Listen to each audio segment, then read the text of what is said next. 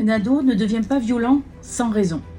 La violence, c'est souvent l'orage, mais ce n'est pas le début de l'histoire. L'orage, c'est la fin d'un trop-plein d'émotions qui n'ont pas été entendues. Avant l'orage, il y a une frustration, la solitude, l'impression de ne pas être compris, il se sent jugé, enfermé, invisible. Et comme il ne sait pas dire j'ai mal, qu'est-ce qui se passe? Il crie, il frappe, il blesse. Et si on fait rien, la boucle, elle recommence. Les parents s'épuisent,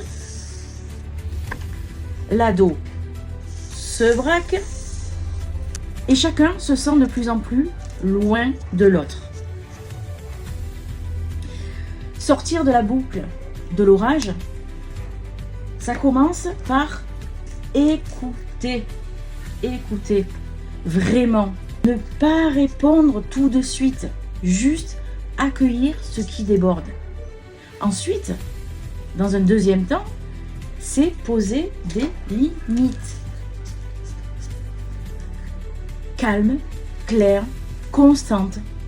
Parce qu'un ado violent, c'est pas un monstre, c'est un enfant qui crie à l'aide, mais mal. Et tu sais quoi? Quand on change la manière de réagir, l'ado finit par briser sa garde.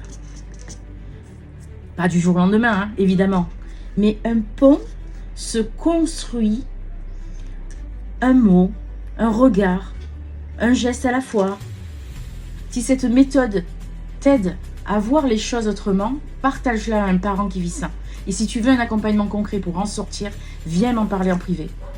Personne ne devrait vivre ça seul.